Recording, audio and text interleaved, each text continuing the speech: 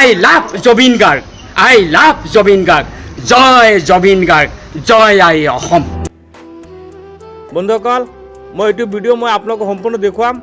আপোনালোকে এইটো ভিডিঅ' অলপ স্কিপ নকৰিব।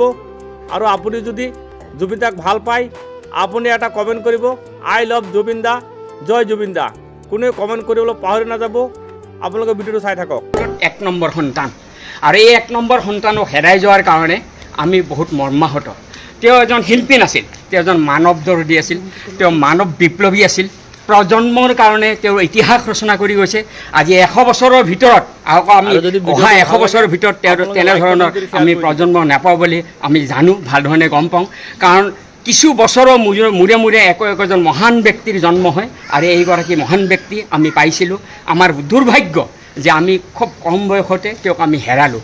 আৰু যিসকল ব্যক্তিৰ ষড়যন্ত্ৰত তেওঁ আজি আমাৰ কম সময়ৰ ভিতৰত আমাৰ মাজৰ পৰা আঁতৰি যাব লগা হৈছে, সেইসকল ব্যক্তিক অনতিপলমে সম্পূৰ্ণ মানে বিচাৰ বিবেচনা কৰি চৰকাৰেতো ইতিমধ্যে তদন্ত কৰিয়ে আছে বুলি আমি গম পাইছোঁ।